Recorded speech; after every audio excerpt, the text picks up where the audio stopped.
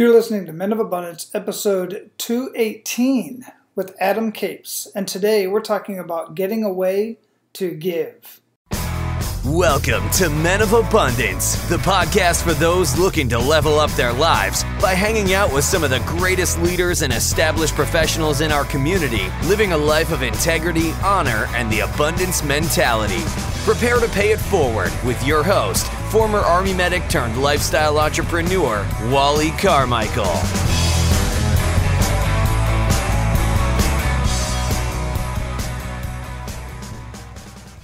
What's up, Men of Abundance? I am Wally Carmichael, your founder and host of the Men of Abundance podcast, the Pay It Forward community. And let me ask you this. Of course, it's a rhetorical question because technically you can't answer me back, or you can, but I just won't hear you. But the question is this: do you like to get away? Do you like going on vacation? Do you like going someplace new outside of your town, at least away from your own home, sometimes out of your town, out of your state, out of the country? Well, this is part of the conversation that we have today. The other part is a very important aspect of being a man of abundance, which is giving. Giving is huge. I just can't express this enough. I talk about it all the time. All of us talk about the importance of giving of yourself, of your time, treasures, or talents, or all the above. Well, today we are combining the amazing joy and experiences of getting away and giving with an amazing organization called Getaway to Give. I'm bringing this up now because a couple times in our conversation between Adam and I accidentally say Gateway to Give because I was reading it off the website and I was saying Gateway to Give instead of Getaway to Give, which is partly my dyslexia. And I don't know, just Gateway seems pretty catchy to me. But anyhow, I just wanted to bring that up, and I'm telling you, man, I just absolutely love this concept. I love this conversation because I love traveling. I love getting away. Even when I was in Hawaii, we used to go on little staycations. My wife and I would go down Waikiki, or we'd go to the Eva side. Here in Florida, we're already planning some stuff to go out to the Keys. Not super far away from us, but far enough away to where we can go somewhere and hang out by the lake or by the ocean, or just get away. And then we like to be able to give to various organizations and give our time, treasures, and talents to other people. It's just an amazing feeling to be able to do that. And speaking of giving, you can give about 2 minutes of your time by leaving a rating and review on iTunes and sharing Men of Abundance with everyone you come in contact with. Doing both of those simple little tasks will take no more than 2 minutes. But the payoff is huge. You can literally change somebody's life simply by sharing an amazing podcast with them. Any number of podcasts out there. But specifically, I'm asking you to share Men of Abundance with others so that they can get in on these amazing conversations, and leave a rating and review on iTunes, because by doing so, you push us up in the search engines and more people can find Men of Abundance. You can do that by going to menofabundance.com on any one of the podcasts. Underneath the podcast player, there's a button there that says Leave a Review. And by clicking on that button, it will take you to iTunes so that you can leave a 5-star, 4-star, 3-star, whatever rating and review. I hope it's a 5-star, but if it's not, please be honest with your review, with your rating and your review, so that I can make the show better and bring on better guests. I don't know how I can do that because I've just had some of the most amazing guests on any podcast out there have been right here on Men of Abundance. And today is absolutely no different. So take just a few minutes to do that for us. It is greatly appreciated. Now, our featured guest today is co-founder and president of Gateway to Give. Adam Capes is a social entrepreneur helping people create amazing vacation experiences while changing the world of fundraising. This ambitious undertaking began when Adam was president of a luxury resident fund called Equity Estates. Now Adam helps Gateway to Give meet its mission, helping charities raise significant money and the lasting importance and memories made from meaningful vacation experiences. Men of Abundance, it is my pleasure to introduce you to Adam Capes. Adam, welcome to Men of Abundance, man. How you doing? I'm doing great, Wally. How are you? I'm wonderful. Where are you at in the world? I'm in Atlanta, Georgia. Atlanta, Georgia. Hot Atlanta. I used to, many years ago when I was stationed in El Paso, I used to go to get the pleasure of going to Atlanta for a week, once a year, to hang out with the reserve component at their conference every year. And I really, really dig Atlanta. Got to go to Buckhead, which was different during the day than it is at night. Yeah, it's changed a lot. It does. It transforms completely from day to night. So I like that area. I like that part of the world. Very cool. What is that? Where you're originally from? I'm originally from St. Louis, Missouri, and I went to school up in central New York, in Ithaca, New York, and I've been in Atlanta for 22 years now. What got you there? Well, I migrated south from the endless winter of Ithaca, New York, and it brought me to Atlanta. So I knew it was a good city for business, and the weather was much better, and a lot of people were moving here at the time, and it was right around, actually, I moved here in 1996, in the beginning of 96, which is, you may recall the Summer Olympics were held here that summer, and I was excited to kind of be in Atlanta during the Olympics. So it was a fun time. Yeah, I bet. Wow, yeah, we were just talking about that with the World Cup going on and coming to an end. I don't know what the heck I'm going to do after that. But at the time that this conversation is going on anyway, but my boys and I were talking that we would like to get to an Olympics one of these days, depending on where it's at, of course. Well, you got to wait, I guess, 8 years, and then the World Cup will be in North America, and maybe they'll be playing some games in Florida or Georgia. Man, that'll be awesome. That'll be awesome. So before we get too much into our conversation, I like to start out with an attitude of gratitude. What do you have to be grateful for today, Adam? Man, Wally, I have so much to be grateful for. I really try and focus on that every day as well. But I would say today I am grateful for all of the incredible individuals out there that I get to meet and work with and help, who are just serving and giving of themselves to help other people in the nonprofit sector. Yeah, wow. And I look forward to getting into that, because that was one of the exciting, one of the things that really excited me about getting you on into a conversation for Men of Abundance, because I absolutely thrive on people who are around people who are just giving of themselves and giving back to the community. It's absolutely amazing. That is a lot to be grateful for sure. So how would you describe yourself? I'm a visionary type, and I've had to really understand who I am so that I don't so I can stay focused on what I'm good at within my company. I was just talking about this with somebody else, funny enough, about kind of playing your position, and I've got to be careful not to try and play other positions too much. But I'm a big picture thinker. I'm an out of the box thinker. I view business as kind of my palette to paint on, to borrow a term from Warren Buffett. I really like the creativity of business, and I try and get people on our team to fulfill their potential, to not have limiting beliefs, and to really see that anything is possible for them. And I also try and get our customers to see that too, and really just take advantage of everything that this life offers. Man, that is a mouthful, and that is like right in line with who we are here at Men of Abundance. It is just so, but one of the things that you started off with was that you really like to make sure that you stay within your area of expertise. And that's where I see so many people that dilute themselves, especially in business, because I do deal a lot with business owners, and they're just trying to do so many different things. And maybe one or two of those things are what they're great at and what they should be doing.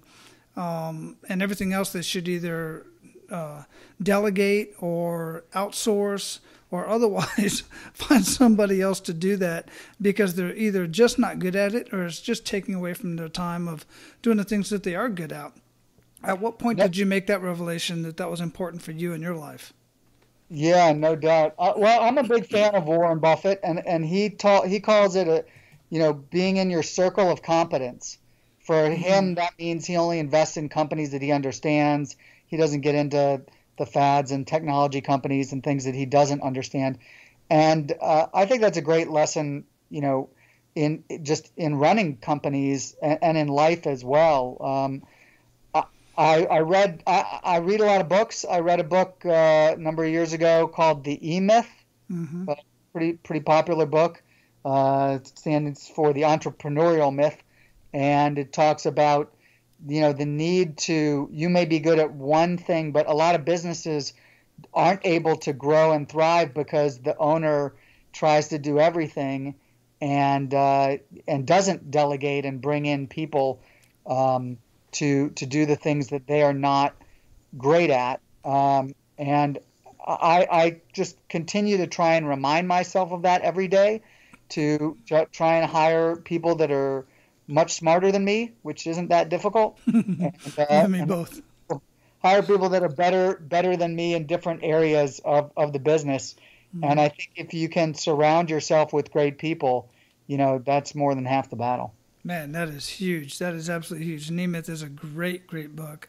I know there's been additional editions put out since that first one, updates anyhow. But yeah, absolutely great book to get a hold of for all of you guys out there, especially the business owners, because the entrepreneur myth, that's the big thing, that most guys end up, working, they end up owning a job, 12-hour days, 6-7 days a week. Who wants to do that, right? Exactly.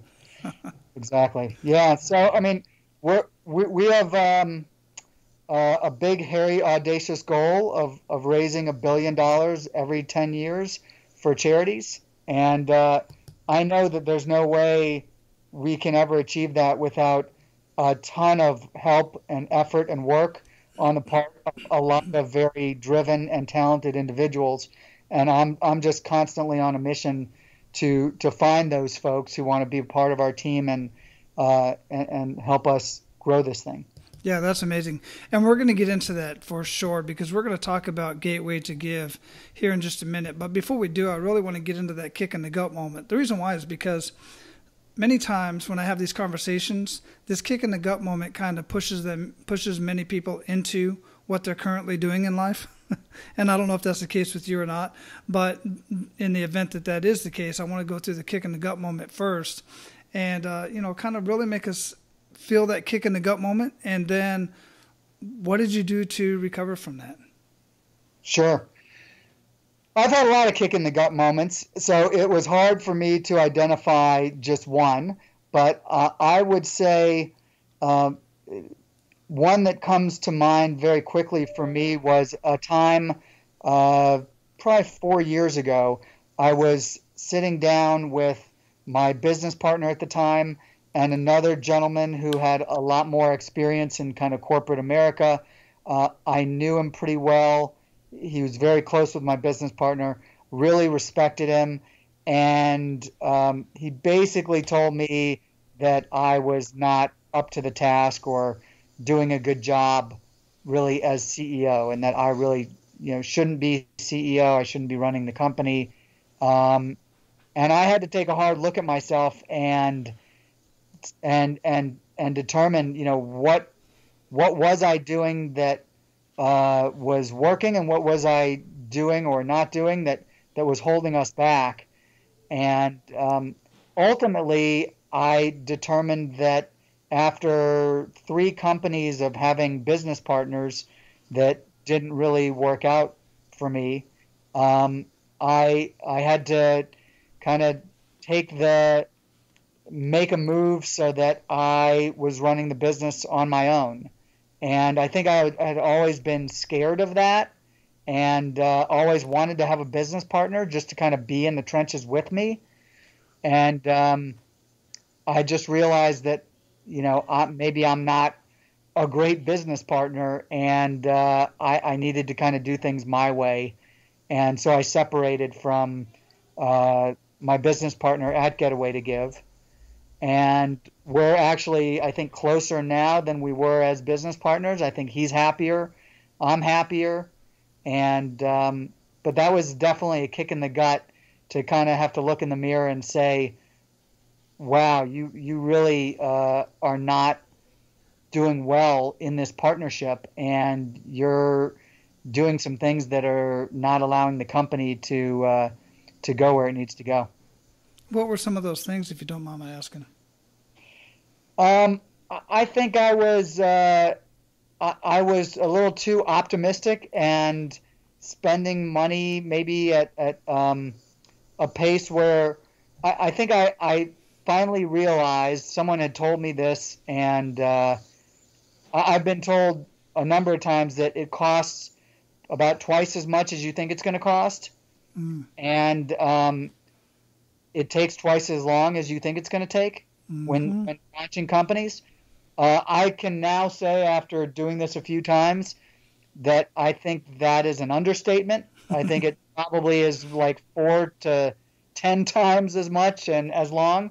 But I think I'm an optimist. I'm kind of an eternal optimist. And I think I've always held the view that, whatever I dreamt up was going to come to fruition. And I think, interestingly, it usually does. It just costs a lot more and takes a lot longer than I initially want. So I've learned that you can plant the seed, but you can't make that tree grow faster than it's going to naturally bloom.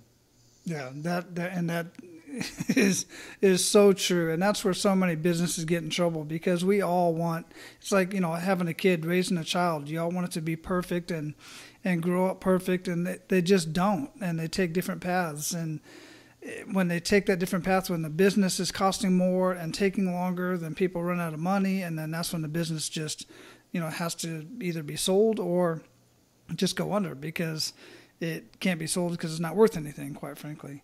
So right. Yeah, that's just a terrible situation to be in. And it seems like young business owners are like teenagers. I'll use myself as an example. When I was a young teenager, young 20, I knew everything there was to know in the world. You couldn't tell me anything. And right. I've heard that many times before, and I've had to suffer the same consequences of, it's going to cost more and it's going to take longer, and it certainly did.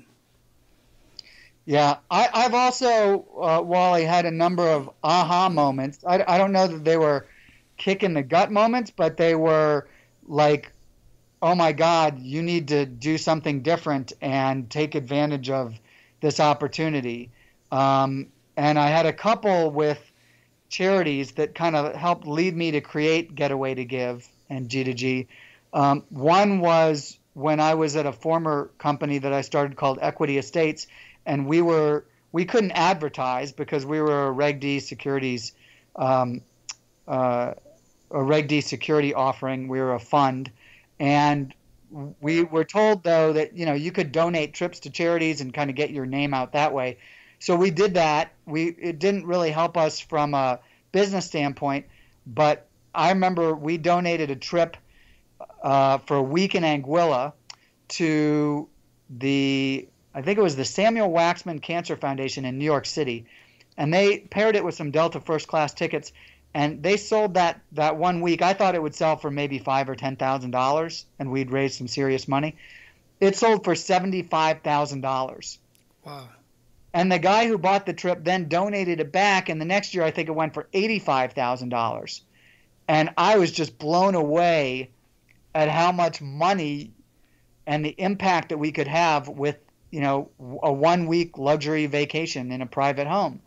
And then we had a similar experience, similar but different, in Aspen, Colorado at a Challenge Aspen event, where my business partner got up and said, I'm not going to auction off this trip, but this young family who was just honored as being America's bravest family. They were on the Oprah Winfrey show, and Tom Brokaw interviewed them, and they were there. And this is this may be a cause that may strike a chord with you, because I know you were in the military. and they help wounded veterans and returning veterans who have had brain damage and dealing with PTSD and that kind of thing. And they help rehabilitate them in Aspen with skiing and horseback riding and all these amazing things. And anyway, my business partner got up there and he said, I could sell this trip to one of you guys and we'd raise a little bit of money, but I don't think you really need it. But how about we send this family on vacation? Now, I don't know how we're going to be able to do that because they're going to need a private jet probably because he's in a wheelchair and it's going to be expensive. But I'm willing to give $1,000. Raise your hand if you're with me and you'll donate $1,000 to help this family go on a vacation to Scottsdale. And I think about 40 hands went up. It was unbelievable. So instead of selling that trip probably would have gone for $5 or $10 grand, and we raised $40,000 that day. And both of those were kind of kick in the gut moments for me, going, hey man, there's something here that nobody's doing that you're missing. That, like, the way to really make a difference in the world and raise money for at least some organizations like these is to have great vacation experiences and find a way to help other people. So that I would say those two events really helped inspire me to start Getaway to Give. So let's get into that. What is Getaway to Give, and how does that all work? I mean, and who can benefit from it? Yeah, absolutely. We are the largest provider of vacation homes and private residences to the nonprofit industry. And we lease properties all over in major cities like New York, London, Chicago, Miami, Montreal, San Francisco, to more traditional vacation destinations like Mexico, in places like Cabo and Punta Mita, Mexico, and Playa del Carmen, in the Caribbean, in St. Martin and Belize, and the Bahamas, in Costa Rica, and then ski properties in Aspen and Beaver Creek and Deer Valley. And so destinations like that. We do long-term leases, and then we're kind of like a Costco of vacations. So we're buying vacations in bulk, wholesale, by doing long-term leases, and then we'll sell 5-day, 4-night stays at charity events. And then we have members that use our properties and vacation with us every year. And everybody gets great deals, stays in private residences that we've hand-selected. And at least on the charity side, which is over 80% of our business, it's really helped us raise now over $12 million for hundreds of amazing causes. And we're growing exponentially, and we feel like we can get to that $1 billion number. Wow, that's amazing. That is truly amazing. I have, just been able to get acquainted with and get to know many different types of charities, and so many of them are just so creative. But I just find that super creative, and that I would have never considered that you'd be able to use vacation properties for charities and stuff. It's just really cool that you're doing that. Yeah, I think I realized at some of those events that I mentioned that there's something about travel and vacations that appeals to people at charity events. It has a very broad appeal. So when you think of all the things that someone could buy at a charity event in a live auction or silent auction or raffle that can raise substantial money, we consistently saw that vacation experiences, especially private homes, was the number one money getter. But the challenge is it's not easy for most organizations to get amazing private homes donated. And when they do, it's not run as a business. It's some board member or some donor donating their house for a week, but you're still staying in their house. It's not set up like a boutique hotel, if you will. So because we're able to run this like a business, and we contact the winners right after they win. We make sure we have a concierge team. It's a whole professional turnkey solution for charities, so they don't have to go out and just kind of take whatever they can get. They can choose from. We have 34 different residences right now that we lease in 24 different destinations, and we have packages that allow someone to choose from 5 different beach destinations, or a number of different city destinations, or everything that we've got. So we're able to actually sell these trips oftentimes not once, not twice, but 5 times, 10 times, 15 times, and raise substantial money for organizations. We say usually, we target between $10,000 and $100,000, and it occurs very quickly in about 3 minutes in a live auction. Our record is $118,000 in about 3 minutes. Oh my goodness. And as you're saying that, as you're talking about these vacation experiences, the whole term experience is really what the selling point is, because in my mind anyway, because like you said, in many auctions, there's cars, paintings, you name it, all kinds of stuff. There's, restaurant, different foods and whatnot. But when you're talking about giving somebody else an experience, or even creating an experience for yourself, that's just so much more appealing, because as I always say, we should always be collecting experiences over stuff. And because the experiences just last longer, and it seems just much more exciting than stuff. Isn't that true? And they get better over time. Yeah. I drive a car that I love, and when I first got it, I was so excited, and it was great, but I don't love it as much today as I did when I first got it. The luster and the novelty wears off. But the vacation experiences that I've gone on with friends or family members, we still talk about those, and those get better over time, like a good wine, right? Mm-hmm. So, we talk about that a lot. We're all about experiences, and the stuff, you can't take the stuff with you, but those memories, you just never lose those, and they do, I think, age really well. I actually remember, and I talk about this with charity trip winners who buy our packages at charity events, and our members all the time, because I think a lot of Americans, when they think about vacations, the default is that family vacation. Where do I go over Christmas or New Year's or spring break with my family, if you've got children? So I try and get people to think outside of that, and think about like going on trips with just a father-son trip, or a father-daughter trip, or mother-son, mother-daughter, just kind of 2 people where the child can get that one-on-one attention that they really crave if they've got siblings, that they're probably not getting on a family vacation. And I was lucky enough that my dad used to take me on a trip every year. We would actually go to the Liberty Bowl in Memphis and stay at the Peabody Hotel and see my grandfather, who lived pretty close to there. And I'll never forget those. Those memories are so important to me, and there's no item that I got when I was 10 years old that has that kind of meaning that those trips had.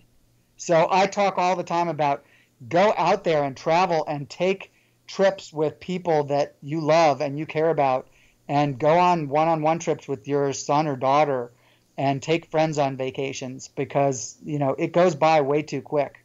Yeah, absolutely, exactly. And it's kind of interesting, because when I was looking at your website earlier, it reminded me of something that I was thinking of when I was back in Hawaii that I wanted to do once I got back here to the mainland, which was this it was a getaway experience where basically you just tell them what you like and how long you want to stay and how much money you want to spend.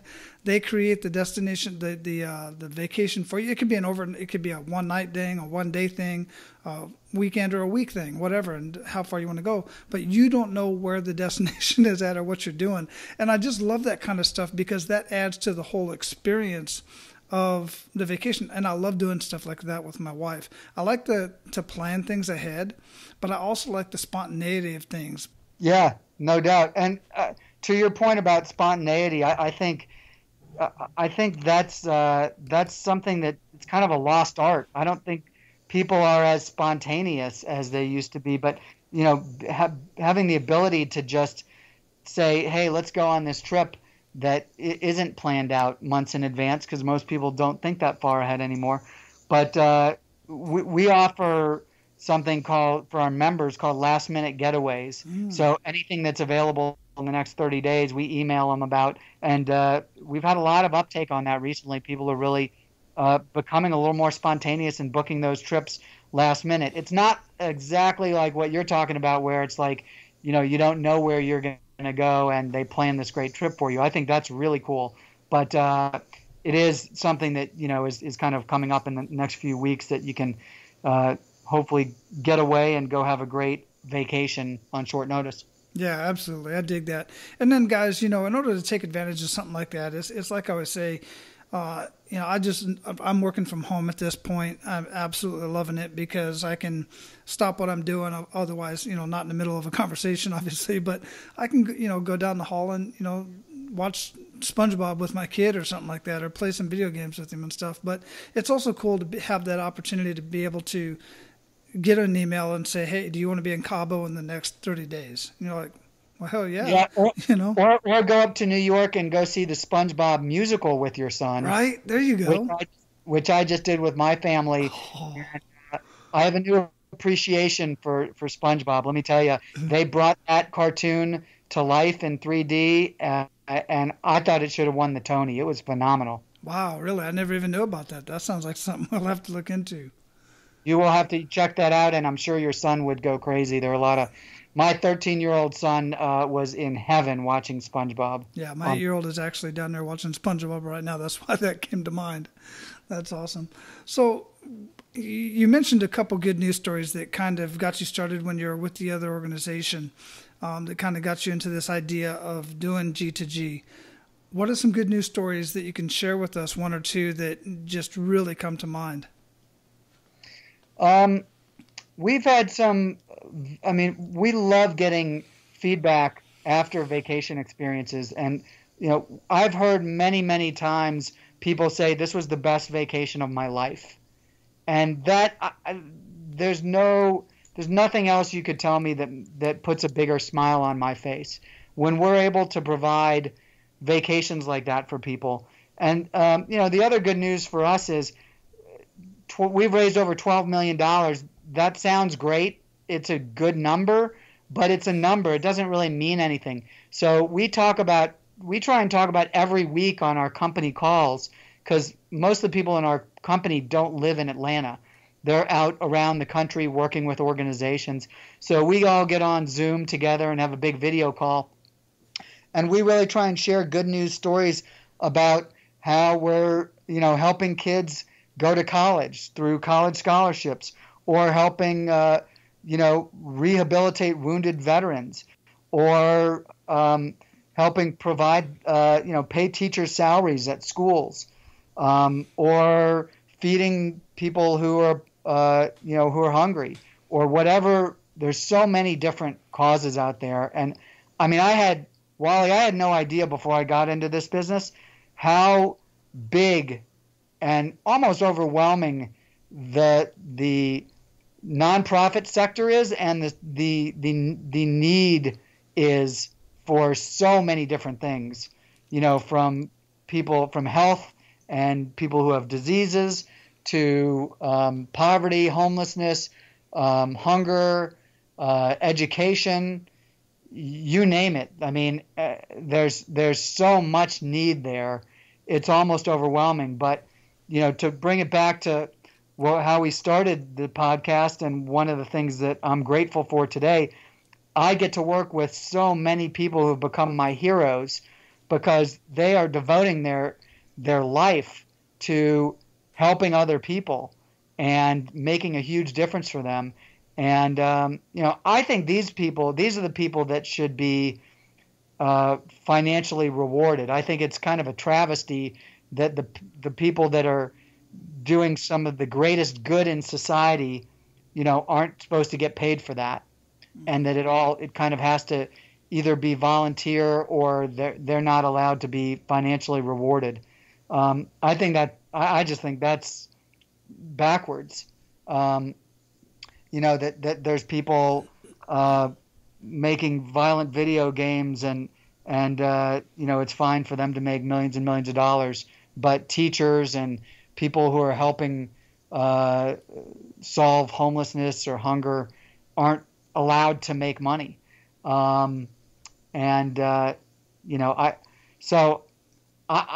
think that nonprofits, the ones that do the best in fundraising, understand that it takes money to make money, and that's something that we try and let organizations know every day, is that you should invest in getting a professional benefit auctioneer.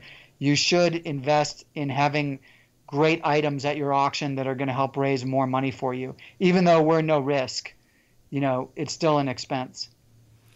Yeah, that's a whole subject right there that I've had the pleasure of having a couple conversations with people who have kind of tried to help people in those areas get duly compensated for their ideas, for their effort, for their energy, for their time. It's just truly amazing. But then you got people out there that are, some of them, like Pencils of Promise is an organization that comes to mind, where they build schools around developing countries. They've developed a business model so that 100% of what you donate to the charity side goes towards building schools and clinics, or schools. I said schools and clinics because that's something I did in the Army, but building schools around these developing countries. But, oh, by the way, there's a business side that you can donate to. And the business side runs the nonprofit side. So there's business models out there. It's just, it's tough to do that, but it can be done in small sectors. To your point on Pencils of Promise, that is an amazing business model. Adam Braun, who founded the organization, really brings a great business perspective to fundraising. And, he came up with a great idea of having like birthday parties or celebration, right. Yeah. and raising money to build a school. So I actually did that for my 40th birthday. And I ended up, just from friends and some of our members, raising $25,000 to build a school in Guatemala. And I hope to someday soon get down there to see the school. But really amazingly fulfilling to be able to do that. And the work that they're doing is tremendous.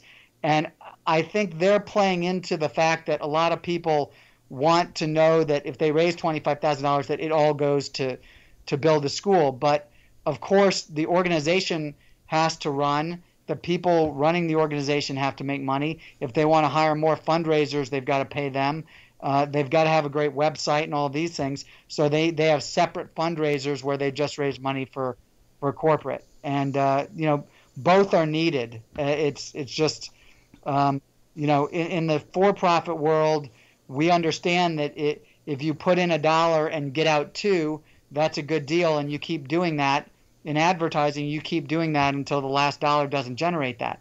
But in the nonprofit world, it's like, okay, you're not allowed to do that. There's a great TED Talk by a guy named Dan Pallotta, Pallotta, and he's written a couple books. One most recent one called Charity Case, and he talks about, his first one was called Uncharitable, second one called Charity Case, and I think he best represents and speaks to the need for charities to operate more like businesses, and for us to look at them a little differently than what percentage of my donation is going to the cause, and overhead as a bad word. Right. Yeah, absolutely. Absolutely. There's much room to grow there, and there's much we need to get people to understand that they, even though they're nonprofit, there are in fact 100% businesses that have to have money to stay alive and to keep doing what they do. So yeah, absolutely 100%. So Adam, we're at the part where we're going to pay it forward to the abundant leaders. Ready to do that? Sure. Awesome. Hey, I want to talk to you business owners out there for just a second. I know it's not easy to admit it when your baby is not doing as well as you'd hope it would at this point. But how long are you going to let your business rob you of your time and health? When are you going to do something different than what you've been doing? I'm here to tell you that you have hidden cash in your business, I promise. And I can show you how to find $10,000 to $50,000 in your business without spending another dime on marketing. Look, I'm a business and marketing strategist, and I can show you where that money is and exactly how to put it in your bank. I'm excited to share with you that I am presently putting together a no BS business breakthrough mastermind group, which will start the 19th of September, 2018. And this group is going to consist of just 12 business owners from 12 different industries. If the first group fills up, I will consider starting another group. Here's the basics of how this group is going to work. The mastermind group will run every second and fourth Wednesday of the month. If I do end up starting another group, then that group will meet every first and third Wednesday of the month. Now, this mastermind group is going to be quite a bit cheaper than my usual coaching packages. The monthly fee for this mastermind group is just $249, and you will get access to my e-learning program that is worth $197 per month. You'll also get access to live weekly group coaching calls worth $500 a month, access to my website, listen to this, with $1 million worth of business coaching, and literally $2 million worth of turnkey advertising in 120 different fields and industries. You will also get assigned an accountability partner within the group with whom you can share ideas and challenge each other. As I already mentioned, this is a closed group of no more than 12 with only one business type per seat to network and grow each other's businesses. And you'll have access to a closed Facebook group where you can share ideas and mentor with each other and have access to me. There is one catch to this highly discounted rate. Businesses will be admitted by invitation only.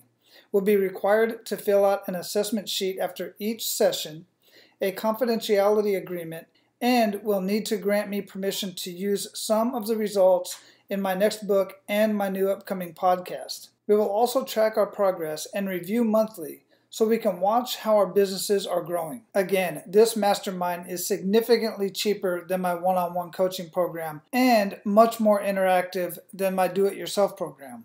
I would usually charge $795 per month, but because this is my first mastermind group utilizing the e-learning platform in this manner, essentially using this group as my beta group, I am willing to charge a third of the price of my usual group in exchange for your valuable feedback.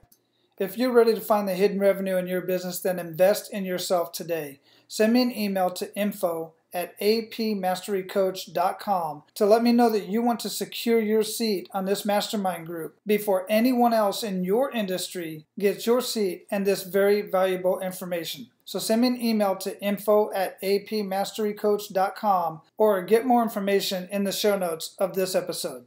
Now, let's get back to the conversation. So share 1 to 3 actionable steps that men of abundance can take today. So number one is there is an abundance of, you have an abundance of time, of talent, and of treasure that you can give to causes that you care about. And the best way to, well, I should say the best way. One way to give of yourself in terms of time is volunteering and going and spending time helping people that you want to help. I promise you that that will be some of the most meaningful time of your day, your week, your month, your year, probably your life. And the times that I've done that, I can remember them vividly. The impact that I've had on strangers, it's just been incredible. Some of the most fulfilling things you can do. Talent is, serve on a board, help bring ideas, go support organizations, not just financially, but with letting them understand that there is an abundance of everything out there, and that if they think in terms of scarcity, and that, I can't spend any money and people aren't going to donate enough to me, and that is not going to help the cause that they care so much about.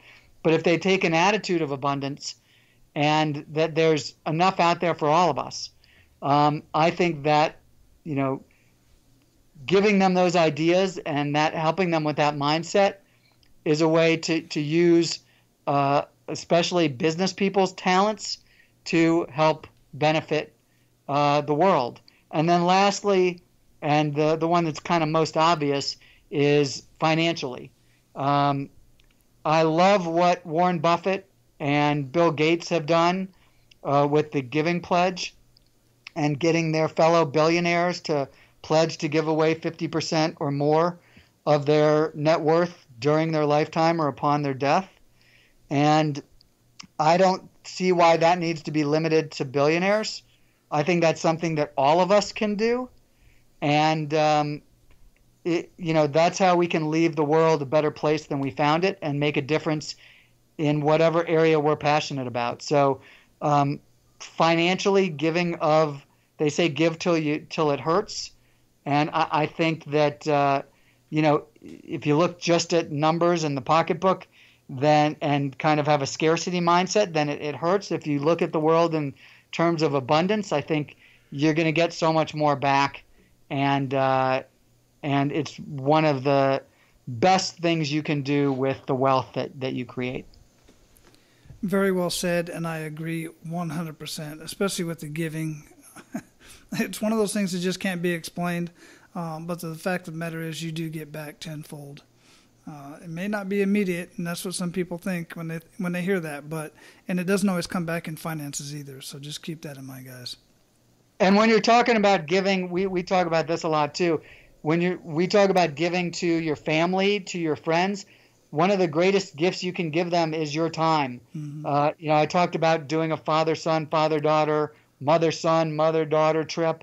That is an incredible gift that you're giving your child, of your devoted time with them that you'll remember for the rest of your life, and I'm sure they will too. So, just understanding that there really is no limit to the time that we have to do these things, or the money that's out there to get to give back, or the ideas and talents that we have. Yeah, absolutely. So what daily habits make the biggest impact in your life? Wally, I've got a few that I try and do every day that make a huge difference when I do them. One is working out. I find that when I get some exercise in and get the blood flowing in the morning, it gets me off to a great start of my day. Secondly, I try and write down every morning my 18 long-term goals. So I keep those in the front of my brain, and I focus on them every day. And lastly, I try and meditate for 10 to 15 minutes every morning to just get me kind of spiritually connected, and I think it gives me, in a world that moves so fast, it's that precious time when things move slowly. And sometimes 10, 15 minutes seems like an hour, but that's wonderful, and I get that stillness. So those are three things I try and do every day in the morning to get off to the right start. Excellent, excellent. So what would you recommend that our abundant leaders read or listen to, and why? Wow, there's so many great books. I'm a big fan of two brothers named Dan and Chip Heath. They've written 4 or 5 great books. The last one they wrote that I love is called The Power of Moments. I also like Eckhart Tolle, who wrote The Power of Now and A New Earth. I like Wayne Dyer. There's so many amazing authors and books out there, but that's a few different authors that I've really enjoyed. Yeah, those are great choices as well. And Wayne Dyer still has a podcast that's airing out there. It's got a lot of really good content on it as well. I'll have to check that one out too. I haven't for listened sure. to it. Yeah, most of the content that I consume, I do read every morning, but I also like to I consume a lot of audiobooks and podcasts, and it's just as I'm doing stuff around the house. I don't commute anymore, which has really cut into my audio listening time. So I spend more time around the house, so I find myself reading more than listening. But anyhow, what do you feel holds most people back from living a life of true abundance? I'd say mindset. I think it all starts with your mindset and then your attitudes and beliefs. And I think that the first thing is you got to have a mindset of abundance. And like, go stand, which you could do a lot faster than I can here in Atlanta, Georgia. But, go stand on the beach and look out at the ocean and tell me that there's not an abundance of water, right? It's like, it's unbelievable. Or look up at the sky and at the stars and realize how big the universe is. And I find it very difficult to believe in scarcity when you're, looking at how big the universe is, or how much air there is to breathe, or how much money there is in the world, or how much love there is in the world. I mean, it's not quantifiable. So I think it starts with a mindset and a belief. And I think the thing that holds all of us back as human beings is just limiting beliefs. It's just our stories that we tell ourselves of why we can't do this or that. And they're just made up stories. They're not real. And the people that really, who I think most of us admire, who achieve great things, really do so. The difference between them and others is that they believe that they can, and they believe in abundance, and they believe that there's enough people that will help them, enough money out there, enough ideas to get them where they want to go, whether it's, a Steve Jobs or Bill Gates, Elon Musk, or Martin Luther King Jr. or Nelson Mandela. All of them, you have to have a belief in abundance and possibility in order to get there. Yeah, absolutely. Absolutely. 100% agree with that. So what does living a life of abundance mean to you, Adam? It means constantly remembering that there is abundance in all things. And sometimes I think as human beings, we get a little worried about having fear of certain things around scarcity. Not people won't love me. I'll run out of money. There's not enough people to help me, whatever it is. And for me, it's, understanding that that's a natural fear, but it's a made up one that doesn't serve me. And when I come back to the importance of abundance and understanding the power of abundance, that's going to get me where I want to go a lot faster. Absolutely. So we're going to close this up, man. We're definitely going to have Getaway to Give, Getaway, the number 2, give.net, linked up in the show notes. I like Gateway. We may change our name to Gateway to Give. But Getaway. I don't know why I keep saying Gateway. Getaway. And that makes more sense, actually. We are a gateway to giving as well, but there's no website that'll get us there. So it's sure. Getaway, the number 2, give. .com or .net, both go to the same place. Okay, good. Thanks for correcting me on that too, because I kept saying that, and then when you said it, I looked at it, and that's my dyslexia playing in. But anyway, we're going to have that linked up in the show notes for sure. What did we not talk about that you want to ensure that our abundant leaders get out of our conversation today?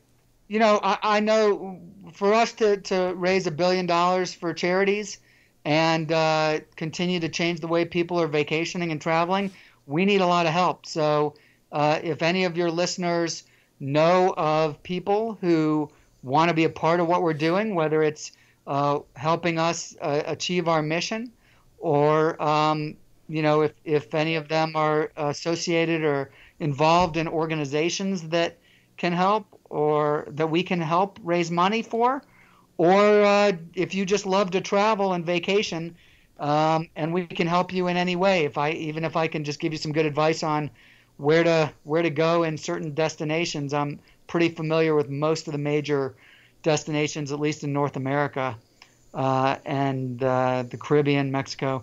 So reach out to me, and I think you're going to provide a link on your page there so everybody can get to me if they want to. Absolutely. Yeah, for sure. We'll definitely have that all linked up in the show notes. So, man, great conversation. Absolutely dig what you're doing. I truly appreciate it. Go out and live your life of abundance, Adam, and keep paying it forward, man. I truly appreciate it. Thanks, Wally. Great speaking with you, and thanks for having me on your podcast. All right, guys, your action step for today is to, 1, get away. Just grab your kids, grab your wife, do something that you need to do, grab your spouse, and get away. And in some way, shape, or form, give. Now, I do encourage you to go to getaway2give.net/abundance and check that out. But rather you use those services or not, get away and give, one way or another. Just figure it out. I'm telling you, it will make a huge difference in your immediate life and in your future. Now, go out and live your life of abundance and keep paying it forward. That's all for today, Abundance Leaders. For more about our guests and the powerful information we shared with you today, be sure to sign up for our mailing list at menofabundance.com. We appreciate your time and look forward to hanging out with you on our next episode. So until then, be sure to pay it forward and live your life of abundance.